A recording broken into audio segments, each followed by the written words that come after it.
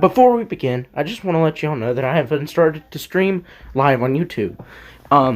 If you're ever around and want to join the live streams, say hi. I either play Among Us or do something stupid like this on live streams. So, if you enjoy, be sure to smash like and subscribe, and comment what you want to see me do on a live stream, I guess. I don't know. Help the algorithm. O'Donnell from Star Fox. Who would win in a fight between Incineroar from Pokemon and Wolf O'Donnell from Star Fox? I'm Ink, and this is Smash Bracket, the show where we put every character from Super Smash Bros. Into a giant animated tournament to figure out who's canonically the most powerful. Let's get into it. Near the center of the Milky Way galaxy sits a star system called Lilat. This place is home to some of the most capable pilots and mercenaries in the universe, but standing out among all of them is one of the most skilled and ruthless gunslingers to ever fly a spaceship, Wolf O'Donnell. Wolf is best known for leading the most dangerous team of mercenaries in the Lilat system, Star Wolf. This team is infamous for getting results no matter the mission and doing so with ruthless aggression and masterful efficiency. Star Wolf has had a number of skilled pilots and outlaws on the team over the years, but they wouldn't be anywhere where they are today without the direction of their fearless leader. Wolf is an expert strategist, deadly marksman, and arguably the... Yeah, he's also in the games, or at least from the one I played 64. He sucks to fight. Like, he was an annoying guy. He sucked to go kill, because he would fly just right behind you every time. And the second you would get around him, he would just fly around you again. It was like, ugh. He was just tedious, bro.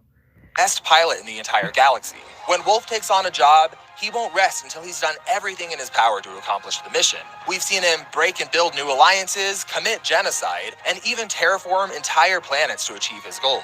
When Star Wolf gained enough notoriety to have massive bounties placed on their heads, Wolf evaded an entire planet's military for long enough to overthrow an evil alien empire and clear their names. There's almost nothing that Wolf isn't willing to do for a paycheck and to prove that he's the best around. This is perhaps best on display when Star Wolf accepted a job from an evil genius space monkey named Andros, and together they declared war. But not just on one country or one planet, they declared war on the entire solar system. And you'd figure, it's one wolf and one monkey versus the entire solar system. It would obviously take about 5 seconds for the solar system to win. But no, it was actually close. And then a year or so later, Wolf went to war again, but this time with an alien race that was threatening the entire universe. And that time, he actually won and destroyed the entire alien race and their home planet in the process. Okay. While I liked Incineroar the best, what happened? Sorry, there's a bug going. My, other monitor's acting up. I'm trying to have it play the stream so I can be sure everything's running right.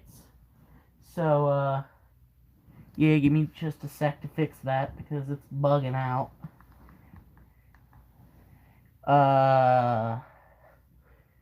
Yeah. But anyway, as I was saying, while I like, Incineroar better, quite frankly, I think Wolf has it in the bag. I think it just makes sense. My point with all of this is that Wolf is not one to be intimidated or easily put down. But that isn't to say that he didn't have rivals. Throughout all of these adventures, Wolf was always dealing with a force of mercenaries called Star Fox. As rivals, Star Fox and Star Wolf often found themselves on opposing sides of a conflict. Yet this rivalry is also one that drove both teams to constantly improve themselves. Star Fox upgraded their ships to have walker forms, so Star Wolf upgraded their ships to have a walker form.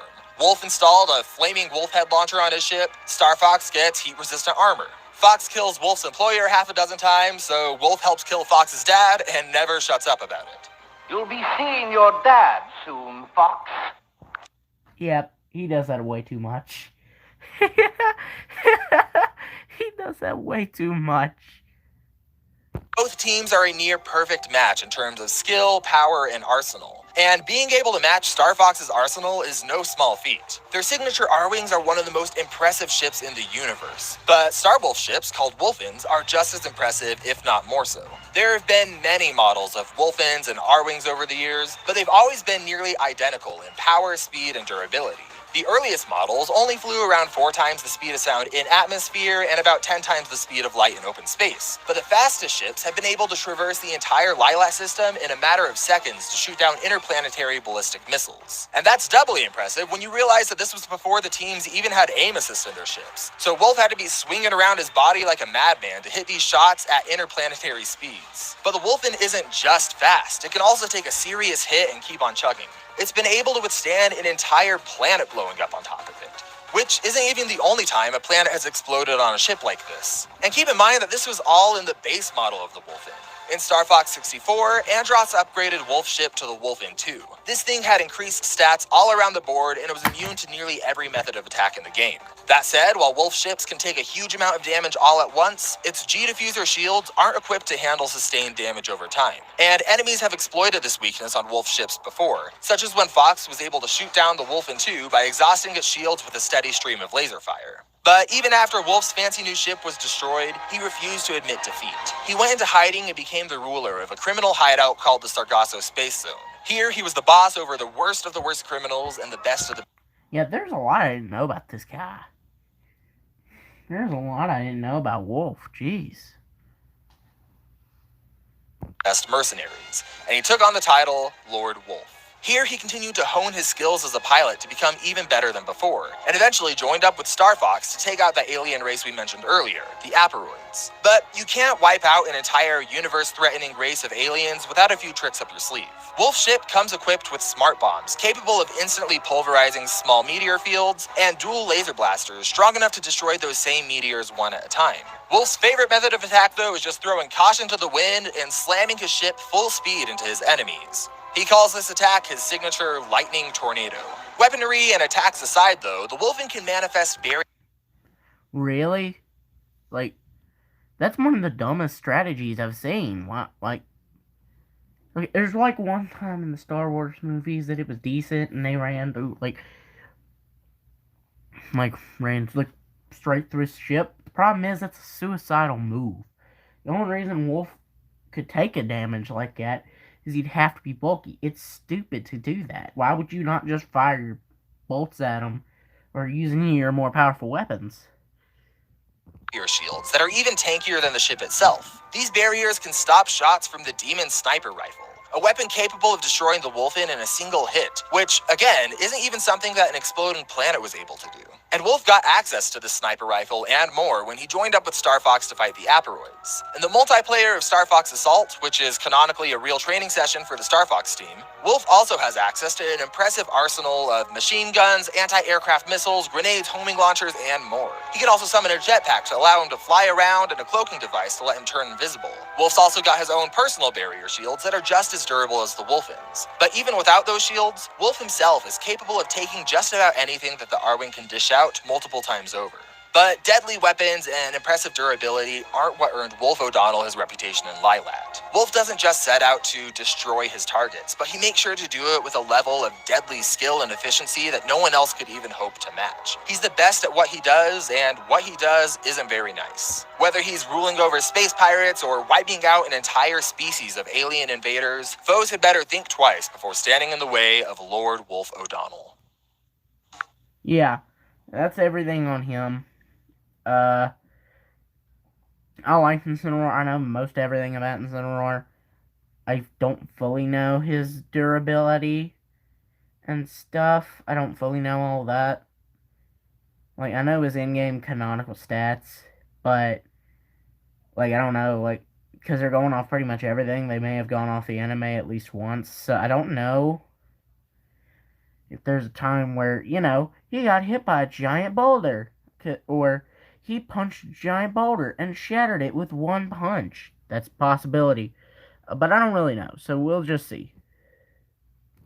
There are times when all the bad in the world seems to slow to a halt and people just become friendlier. For some, that may be holidays, for some, that might be family gatherings, or for many people, of course, whenever a new Pokemon game releases. Few franchises have even come close to rivaling the staggering success of Pokemon, which you might be able to guess from the sheer number of fighters we got in Smash from the series. So allow me, once again, to welcome you to the world of Pokemon. In the Alola region of Pokemon, some set out to become the greatest trainers, breeders, or researchers. But one Pokemon stands unique among all of them, with the sole goal of making the crowd go wild. Meet Incineroar, the final evolution of the Fire-type starter Pokemon, Litten. Incineroar... One of my favorite Pokemon, dude. Incineroar is just one of my favorites. He is definitely top 3, bro. He's top 3. And I don't give a crap what anybody else says. He's just one of the greatest. For the thrill of being center stage as they wrestle their way to glory. And you can see these wrestling influences not just in their flashy moveset, but throughout every element of their design. Incineroar is the heel Pokemon, which in the wild world of pro wrestling refers to somebody that people love to hate. This kind of fighter makes the audience absolutely livid, but in the very best way possible. Heels are loud, braggadocious, and rude, but often these wrestling supervillains are just putting on an act for the sake of a good show, and this is the exact case with Incineroar as well. They may be rough-mannered and egocentric, but at their core, Incineroar has a heart of gold and loves the pure thrill of battle. In fact, they love fighting so much that they find beating down a weaker opponent boring, and they seek out a true challenge against the strongest of opponents. And it honestly takes a lot to find a stronger opponent than Incineroar, especially because they can boost most of their own stats and lower most of their enemies' stats by a factor of 4. They've been able to knock back ultra-heavy opponents with their signature spin, Darkest Lariat, and Incineroar is also tough enough to shake off some hits from even the strongest Pokemon out there, like Machamp. They're also... Yeah, Incineroar is super busted in a competitive set of Pokemon. Like in like championships and stuff, he's one of the most commonly used, I think, in doubles. I think in VGC he's one of the most used. I'm not sure, but he is like absurdly broken. Being able to go toe to toe with like Kyogre and stuff, like people use those and he'll fight them down. Fast enough to not even struggle with a Pokemon who moves quickly enough to be nothing but a blur. But should Incineroar find a strong challenger, they have plenty of tricks up their sleeve to hold their own even when totally outclassed. The move Endure lets them withstand an otherwise deadly attack, while the move Protect could stop these attacks altogether. Incineroar can also shut down these attacks entirely with moves like Torment, which prevents the use of the same attack multiple times in a row, or Embargo, which can shut down any items that the opponent is trying to use. If Incineroar's enemy is darting around too quickly for them to handle, Incineroar could also lower the enemy's speed with Scary Face, or squish the opponent appallingly flat with Quash, ensuring that Incineroar gets to act first regardless of speed. If the opponent is too durable to hurt by physical means, Incineroar can bypass durability altogether with attacks like Toxic, which poisons the enemy so badly that they pass out regardless of their maximum health in just a matter of seconds. And it's not just poison either, but effects like Burning or Paralysis also shoot straight through an opponent's durability. And that burning that I just mentioned isn't an issue for a champion as hot as Incineroar. They're able to shoot fire hot enough to melt solid steel out of their belly button. Pokemon, why are you the way that you are? They can also focus... It's a belt. It's a freaking belt. It's a belt. It's a fire belt. It's a fiery belt. How, like... I see this all the time. I hear people saying he shoots it and he pees it out all over the opponent, or he shoots it over the belt button. It's a belt! It's a belt! How hard is it to... Like, I don't see how that's hard to understand. It's a belt! This heat into attacks, letting them unleash fiery punches, kicks, and burning hot sand for some reason. Incineroar can really go out there with their moveset with bug-type moves like Leech Life, which steals health from their opponent. Among all of these attacks, though, is potentially the coolest move in Incineroar's repertoire, their signature attack, Malicious Moonsault. By synergizing with their trainer, Incineroar leaps up into the air and body slams back onto the ground, creating a massive fiery explosion. All of these abilities pile together to make one heck of a champion. Incineroar is unique in that he can pose a serious threat to anybody who steps in the ring, regardless of their power level.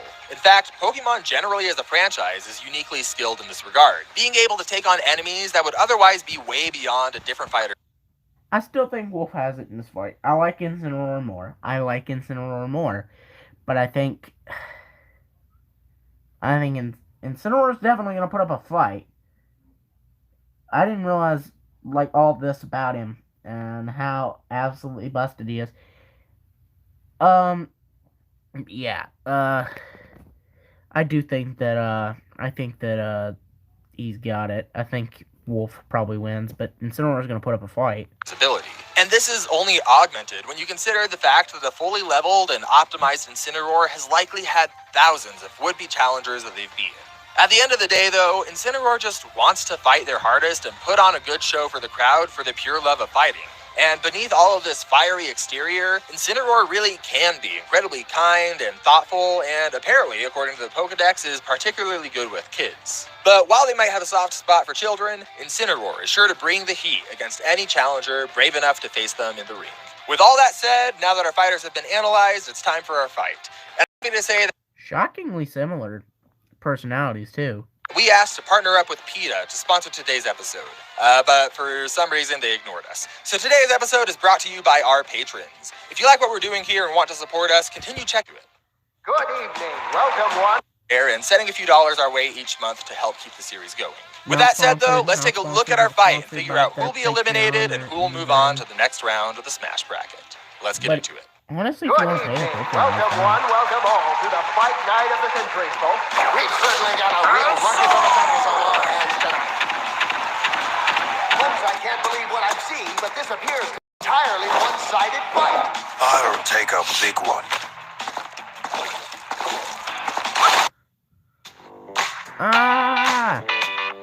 Not sponsored. Not sponsored, stupid I'll ass. take a big one. Oh, yes. What a devastating blow by Incineroar. And down goes Hibiki. There you have it, folks. That makes this round's winner our undefeated champion. The frightened, the flamboyant, the ferocious Incineroar. Has anyone challenged this powerful Pokemon?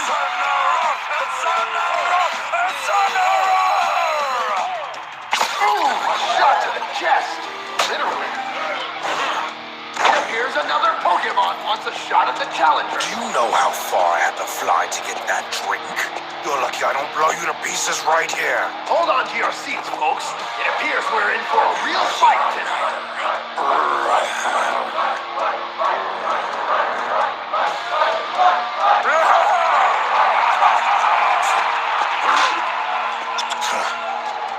Never thought I'd miss the bars on Corneria. Well, your funeral. Ready? 3, 2, 1, go! And they're off to the races, folks. It appears the challenger is going for a fire punch. But it seems this challenger is no stranger to combat.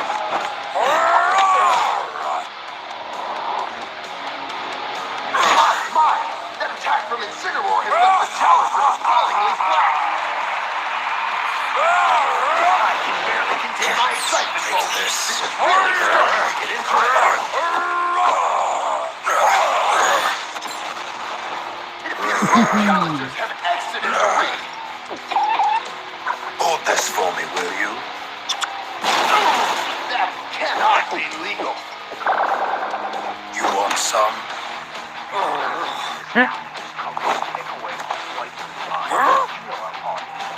Drink in this galaxy. I will spend good money just to get rid of it and put him in my own drink. There you But go. you can buy your own damn drink.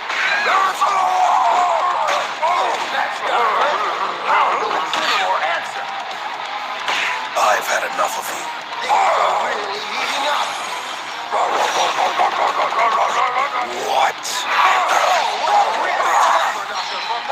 What will the challenger do next? Wait, are those grenades? Weakling. He's out, right? And Incineroar uses torment. What the heck? It seems that gun is no longer effective. Well then, let's call in the cavalry. I am starting to question the legality of this matchup, folks. Can the champion bounce back from this? Take this. But it appears the challenger has pulled out a rifle. Oh, Ooh, I hope this building is readily insured. It seems we may have underestimated our... It's super effective. Everyone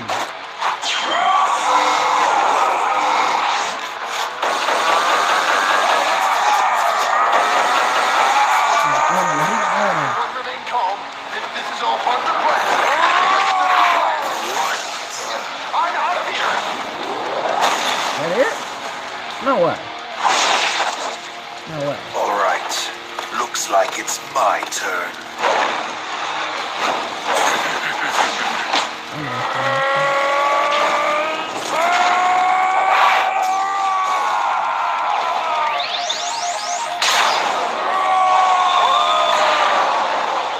You're joking.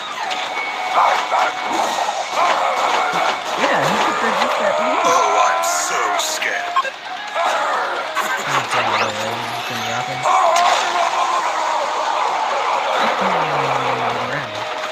That's nice. I like Incineroar. This is fun. Oh, there he goes. Oh, that should cover the cost of my gun. Alright, yeah. We're definitely never gonna get that Yeah, that was obvious, I think. need a sponsorship now. This battle ended up being a landslide victory in Wolf's favor, whether he was inside or outside his ship. Not only did Wolf have a massive advantage in nearly every single category, but his battle experience and aggression all the more likely for him to execute on a winning strategy right from the start. While calculating the speed that Wolf himself needed to move around while piloting his Wolfen across the Lilas system, even moderate calculations have him moving millions of times faster than Incineroar. His best attack also hits millions of times harder than Incineroar's, and he can withstand far more than Incineroar's ever even come close to dishing out. While Incineroar did have a lot of fighting experience, most of that experience would be under the official league rules of Pokemon and the etiquette within that world as well. None of their experience would translate super well to fighting an outlaw like Wolf. Now, Incineroar did admittedly have a way to take Wolf out of the fight with status effects like poison or burning, which would totally bypass Wolf's massive durability.